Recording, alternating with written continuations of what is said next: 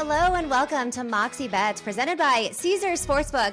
I'm your host, Katie Mox, and as you can tell, I am not at my home studio. This week, I am in California visiting my parents. I'm in the guest den right now. It's not exactly decorated, but it is quite comfortable. Coming up on today's show, we're looking at the MLB trade deadline, which is tomorrow. So what are some teams that you should put your money on before the odds could change?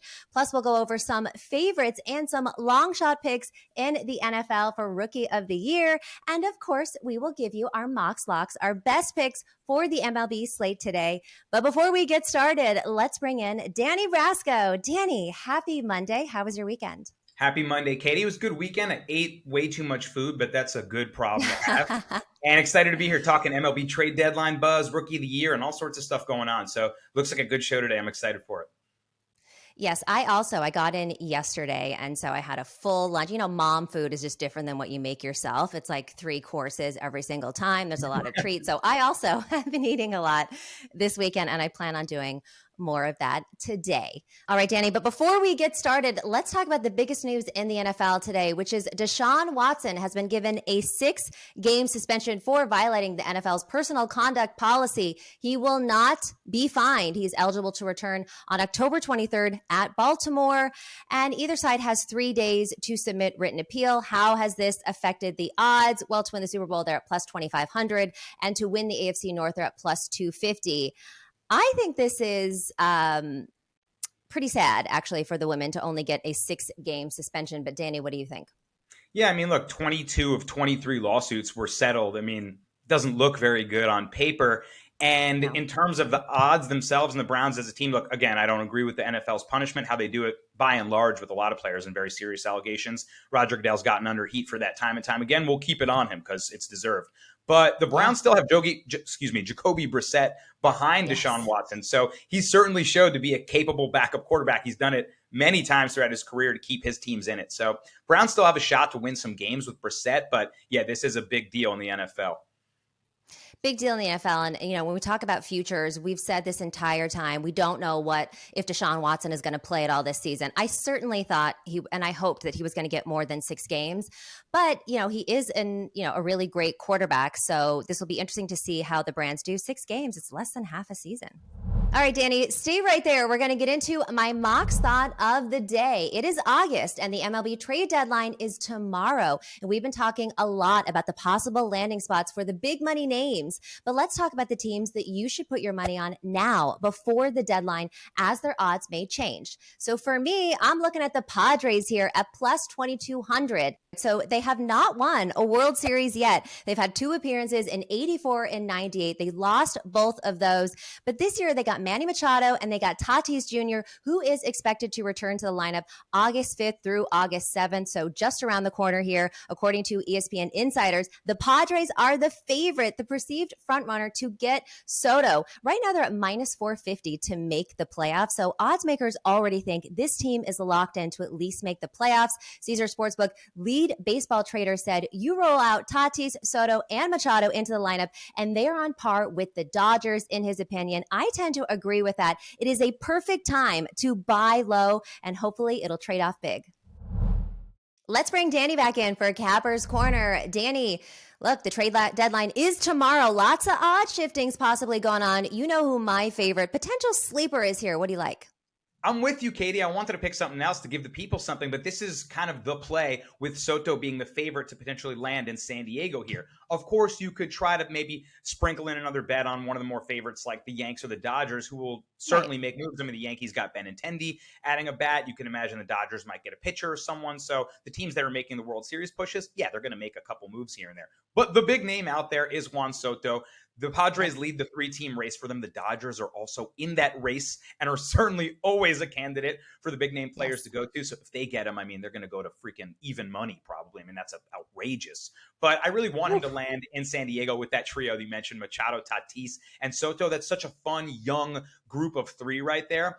And look, like you said, minus 450 to make the playoffs. Them and the Braves are going to win the 2 NL wildcard spots, so they'll get into the playoffs. And it's a matter if their pitching rotation can hold on. Snell, Musgrove, Darvish kind of is that 3-headed rotation there. That's pretty good. And if Soto goes, why can't they rival a series, with the Dodgers? So I like it. Plus 2,200. Yeah, he goes to the Padres. Those are shifting fast. Very, very fast. Okay, good. I'm glad we're in agreement on that one. And we're also both in agreement on the Yankees. That's been our favorite this entire time. But if we're looking at a long shot here where odds are going to shift, it's definitely going to be the Padres, because I would be shocked if Soto does not go to the Padres at this point. If he goes to the Dodgers, I won't be shocked at all because look, I have friends in the Dodgers organization. I do root for the Dodgers on occasion, but that would just make them insanely good. honestly, my hope is that Soto doesn't go to the Dodgers. That's my main. He could go anywhere else because Padres and the Cardinals are the other two teams in the race right now. But if the Washington Nationals GM Mike Rizzo does nothing and kind of stalemates everyone because he wants a crazy asking price, then there's the potential that Aaron Judge, my sweet prince, leaves New York and we make a move for Soto in the next offseason. So that's a scenario I could see maybe playing out. And if that is the case, I want my team in the race for him. Yeah, I mean, if Aaron Judge leaves after the season that he's been having, I mean, that would just be insane to me. Aaron Judge against the world at this point. You won't see me. I'll be somewhere crying. Totally understand that. Which, on a different note, Debo finally signed back with the Niners. So I am not crying. I am actually very happy about that. Okay, well, let's move on and still talk more MLB here. And we discussed this on Friday with our MLB insider, Munaf Manji. But what is one trade that you would like to see happen on Tuesday, Danny? I mean, look, this is biased because you see all the Yankee stuff around me, but time and time again, we're sitting at the trade deadline and we're asking Brian Cashman to get a starting pitcher. Now, our pitching has been awesome this year. Our relief pitching has been really good. The staff is electric, but it's never enough. And come October, you want as many arms out there as you can possibly get. So there's two names I'm eyeing personally. David Bednar, closer for the Pirates, really good reliever. I would love to have me some David Bednar. And if we want a starter to shore it up, Pablo Lopez, young guy from the Marlins, is out there. Man, ton of potential on this guy. The asking price is going to be very high, but we're the Yankees. I mean, we got money to spend, right? It's New York. So Pablo Lopez, David Bednar, two pitching arms that I would really like to see maybe my team make a move for. You know, you're just a boy standing in front of the Yankees, asking them to get a pitcher at the trade deadline, which I love. The way that you said that reminded me of the Love Actually. Was it Love Actually? No, it's Nob Hill. Nob Hill. That's another movie reference for you guys.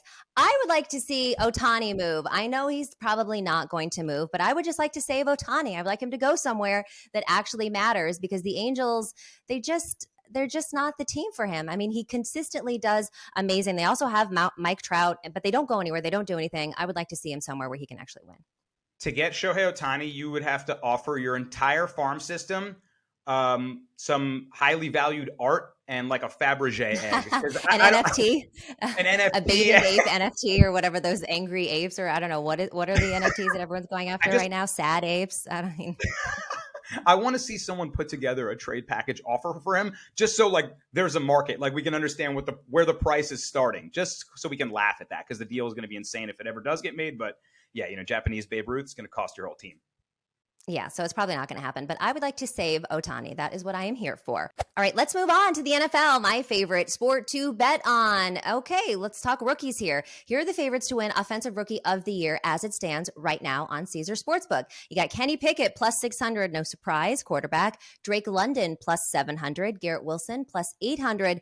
Breece Hall plus 800. Treylon Burks plus 800. And Christian Watson at plus 1,000. Of those, or if there's another, who do you like to win the award? I'm looking at the running back Breece Hall that got drafted to the New York Jets coming out of Iowa State here. I think he's got a really good shot at plus 800. I love those odds.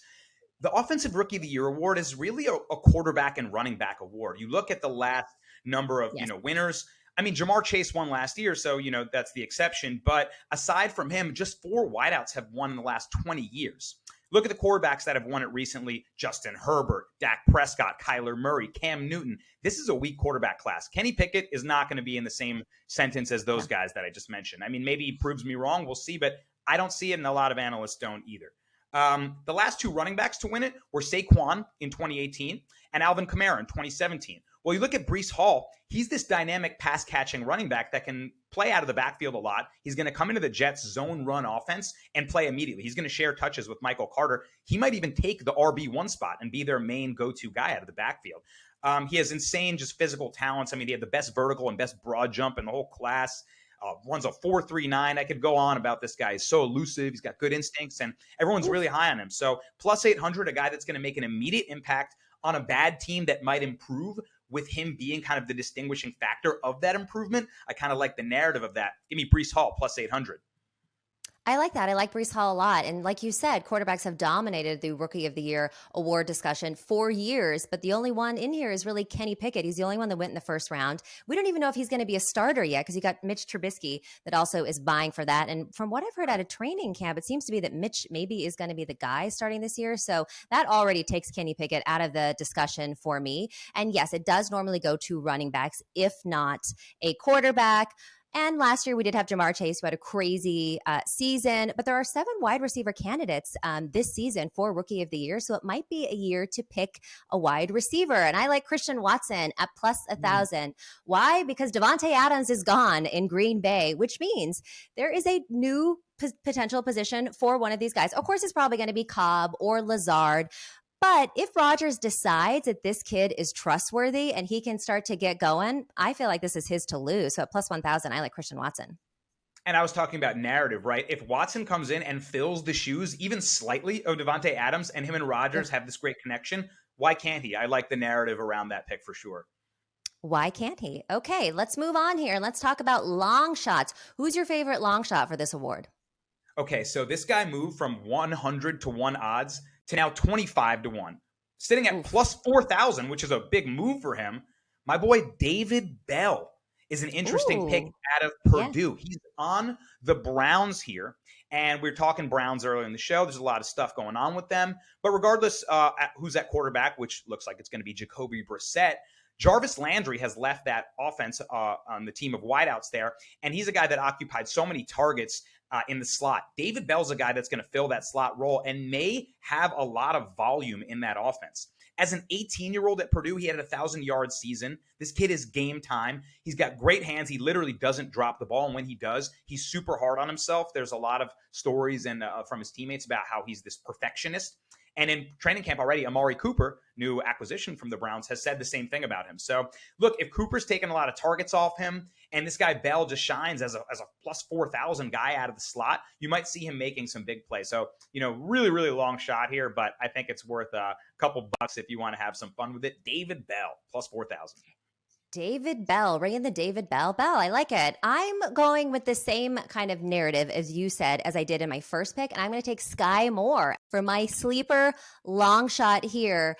Again, looking at quarterbacks who lost their wide receiver one. No Cheetah anymore for Patrick Mahomes. Yes, they've got Juju, who is not exactly as good as Cheetah is. And look, Moore had a great 2021 season. He had 95 receptions. He was for 1,292 yards and 10 touchdowns. Mahomes was really excited. He even called the offensive coordinator, was really excited when they drafted Sky Moore right out of the draft. So I feel like this could be another potential. He's really fast, too. He's really fast. He's not going to be the same, of course, as Tyreek Hill, but he's really fast. Mahomes is excited. That could potentially be a wide receiver one sleeper. I mean, the guys you're picking with huge plus money odds have Aaron Rodgers and Patrick Mahomes throwing to them. Yes, I'm not mad at that exactly. at all.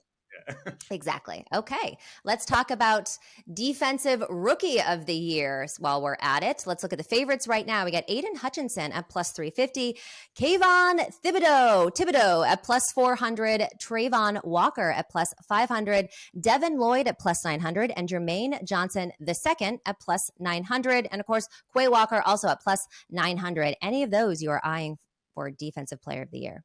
Yeah, I'm going to take one of the bigger favorites, unfortunately. I know I want, big plus money picks, but look, Kayvon Thibodeau on the New York Giants is going to be a monster right away. A lot of people had this guy billed as the number 1 overall pick of the draft.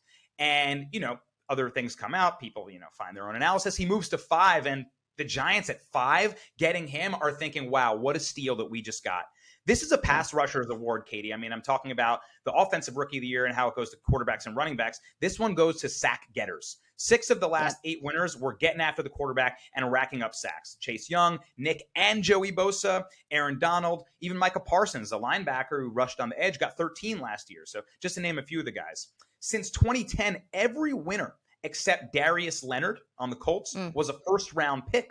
So we're looking at Kayvon, Aiden, some of these first-round pass rushers, Trayvon, all the guys you mentioned are interesting looks. But before it was a pass rushers award, it was actually a linebackers award. 26 of the 47 award winners have been linebackers. And the reason I bring that up is because Micah Parsons, who won it last year, was this dynamic kind of dual threat. He was an edge rusher that was also a middle of the field linebacker. He could get the sacks and come in from the edge, or he could gobble up tackles all over the field, right? Stop you in the backfield. He had 20 tackles for loss, which was second in the league. And he finished second behind TJ Watt for Defensive Player of the Year. Forget Defensive Rookie of the Year, all of the players. So Kayvon has many of those dynamic qualities where he has that kind of hybrid defender. He can drop back in coverage. His hands are up. He can deflect passes. He can force fumbles. So I see him just getting it done in a lot of different ways. And that dynamic hybrid style, I think, lends itself to the modern defense in NFL. Give me Kayvon Thibodeau for all those reasons. I just did a thesis on him. Plus 400. Let's go. Yeah, you didn't leave me too much more to say. I'm agreeing with you on this one. All right, Danny, what about long shots? Any sleepers you like for this award? All right, this one's a super sleeper, and I'm not expecting it to win, but at plus 2,000, give me a shot on Nakobe Dean, linebacker that's going to be playing for the Philadelphia Eagles. The reason I like this more than anything is because of the scheme fit. Guess who the Eagles also drafted with their first selection? Jordan Davis, defensive tackle, his teammate from Georgia. And these guys work so well together. First of all, I was watching highlights of that Georgia defense. Oh, my goodness. Trayvon Walker, Jordan Davis, Quay Walker, Nakobe Dean, like all the names were on that line. It's so epic. But Jordan Davis is this this stuffer that can just occupy so many bodies. And who was right behind him, flashing through the hole and making plays? His buddy Nakobe Dean. I think just with a great Eagles defense, Fletcher Cox and Jordan Davis in the middle, Nakobe Dean is set up to fly in and make some good plays. So you might see him on the highlight reel. I like that. I am also going to go with a long shot here. And why not go to my 49ers with Drake Jackson, who is an edge rusher? So he's obviously going to one of the best defenses in the league right now. So he's already going to be set up for success. And we know that Nick Bosa gets double teamed almost more than Aaron Donald gets double teamed more than him, maybe TJ Watt, but Nick Bosa gets double teamed a lot. And they've been trying to find this partner for him, kind of an accomplice to help with the double team. So I do think that there is a lot of potential that Jackson could make some very big plays, which is why I like him at a sleeper at plus 3,000. All right, moving on. Let's talk receiving yards. Julio Jones signed a one-year deal with Tampa Bay last week, which not only shifted the odds for the Bucs to win the division at minus 325, but also to win the Super Bowl at plus 750. According to Caesars, Julio Jones has received more money to lead the league in receiving yards at plus 7,500 than Tyreek Hill at plus 1,400, Deebo Samuel at plus 1,500, new contract signed, Deontay Johnson at plus 2,000, DJ Moore at plus 3,500, Keenan Allen at plus 4,000, and Mike Williams at plus 4,000. Are you putting your money on Julio Jones here, or which one of those six names do you like?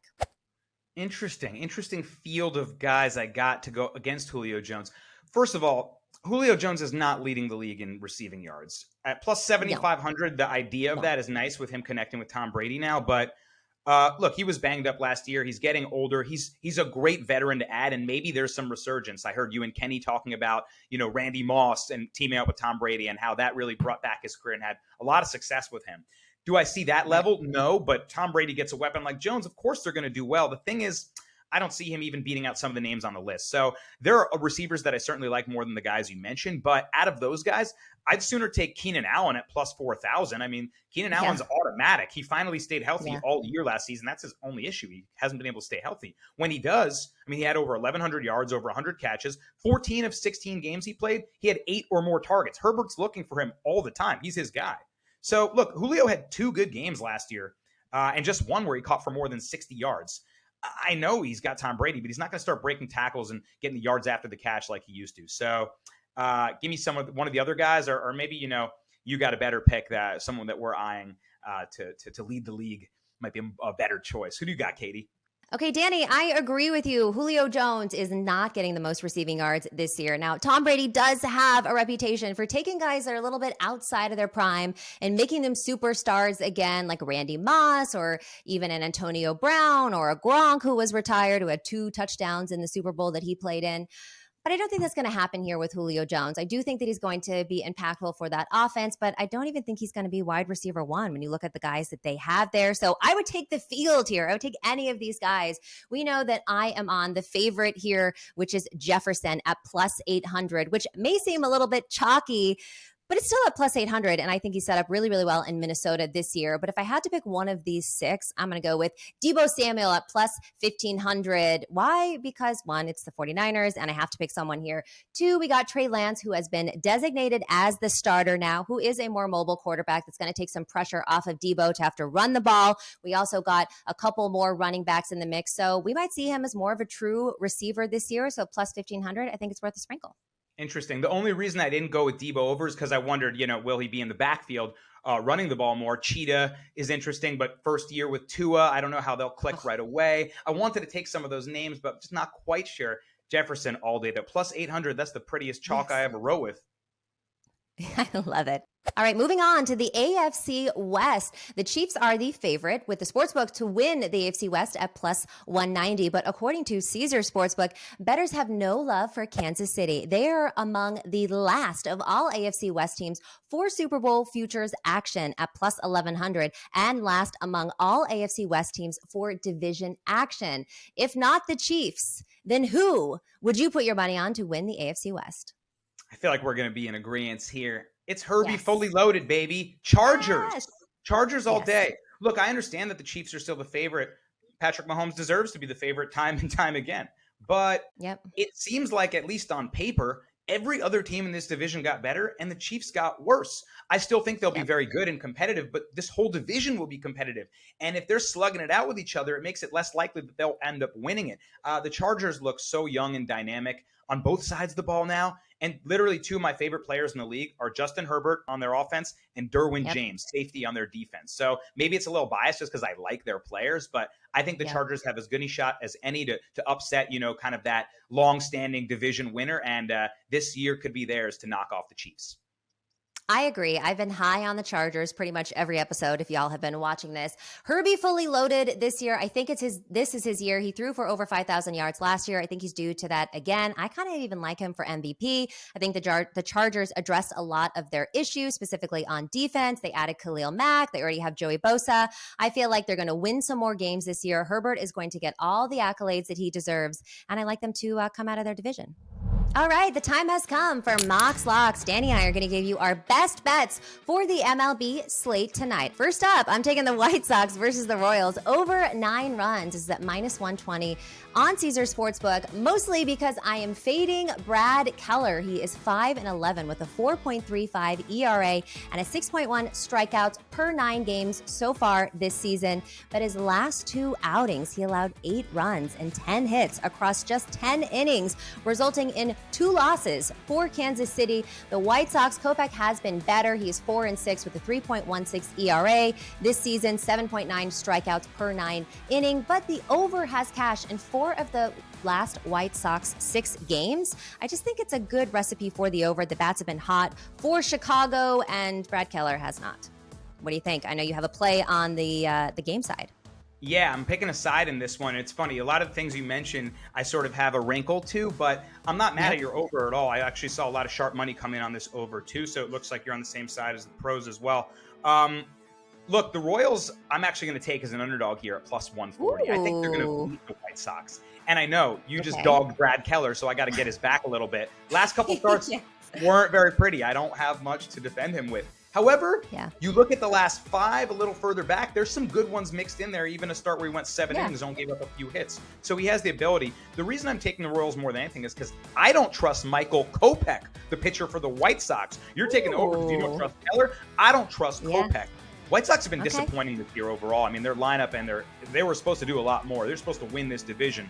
Kopech has been unreliable. He can struggle with control and start walking the bases loaded and put himself in really dangerous situations. He's not going to give you that much depth. You look at his starts going 4 2/3, 5 2/3 kind of tops. And they beat the A's yesterday 4-1, but they used their 3 best relievers to secure the win, Kelly, Graveman, Hendricks. So I'm not saying they're not going to all be available, but they've used their best bullpen relievers. If it is an ugly game where it's going back and forth, your over cashes, I feel like the Royals have more than a chance to win this. At plus 140, I think is a valuable pick. So, look, coming off a nice upset win over my Yankees yesterday, a lot of the teams that are sellers at this point, like they just traded Andrew Benintendi to the Yankees, people will start to bet against them and fade them, thinking, this team's just going to be a shell of itself. And you're not wrong.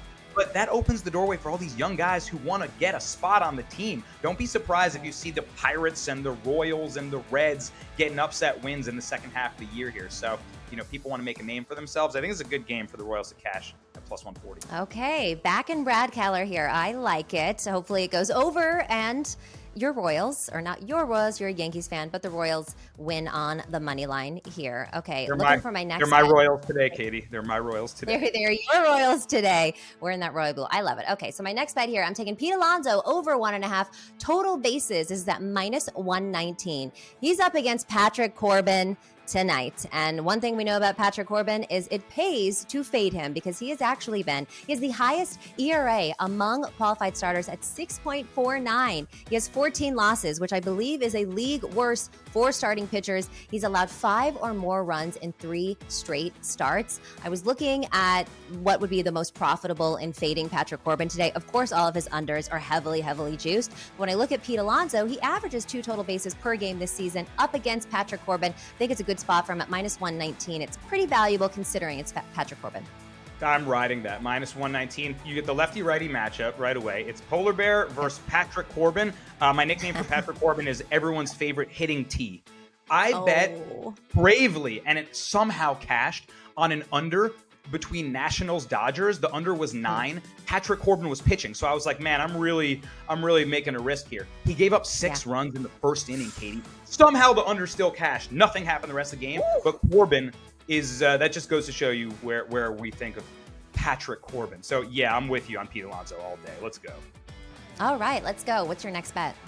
All right, I'm going to take a favorite in this one. I got Guardians money line. I got it at minus 145 on Caesars, but I see money coming in on it, and it's now close to like minus 160. So that's a little chalky for me. If you want to take minus 1.5, meaning they win by more than a run, you can get plus 130, and I'm not mad at that either. Sharp money came in hot on the Guardians last night. That's why the line's moving up. And more than anything for me, I'm fading Zach Davies, the pitcher for the Diamondbacks here, who they're playing. He's pitched pretty well this season, but he's coming back from a shoulder injury, and he hasn't pitched in a month. So you're going to give me a guy that's returning from a pitcher that's returning from a shoulder injury. I can't trust that against the good Guardians lineup that's at home here. The D-backs are actually 6-4 in their last 10 games. They've kind of been playing well. So I'm looking for some regression here. And the Guardians have won the last 4 games in which their starting pitcher, Cal Quantrill, has started, whether he pitched poorly or well. So they just win games that he's on the mound for. D-backs lost 1-0 yesterday to the Braves, where actually a ton of sharp money was on them. So it feels like maybe that was a good upset spot and it didn't happen. Yep. Now I think less will happen for them. Things are just going to start not going their way. So I say the ball bounces the Guardians way tonight. Give me Guardians money line. But if it's too juicy at minus 160, take the minus 1.5, get plus money. I think they have an easy Ooh. Are you playing both of those or are you just doing the money line? Yeah, I'll do, you know what? I'll play it like this. 1 unit, say $100 on the money line, and half a unit, maybe $50 on the run line. That way you spread your bet a little out, and hopefully they can win by more than 1 with cash plus money. Yeah, expecting big things from a pitcher coming back from shoulder injury, having been out a month, would be hard to put money on. So I will ride with you on this one. I like the money line. I don't think it's necessarily too juicy. A lot of the favorites, when I was looking at the slate today, were incredibly juicy. This is definitely one of more affordable ones. Yeah, and I honestly, Zach Davies, look, I don't know. He could be on a pitch count, right? If it goes poorly for him, do the D-backs go to the bullpen in the 4th, 5th inning? So I think Guardians have more than a few ways to win this game. Okay, that is our Mox Locks. To recap, I'm taking White Sox versus Royals over 9 runs. It's at minus 120. Danny likes the Royals on the money line at plus 140. I like Pete Alonso over 1.5 total bases at minus 119. And Danny is taking the Guardians money line at minus 145. All odds via Caesars Sportsbook. Danny, thanks so much for coming on today. We will see you again on Monday. This has been Moxie Bets presented by Caesars Sportsbook, and we will see you on Wednesday.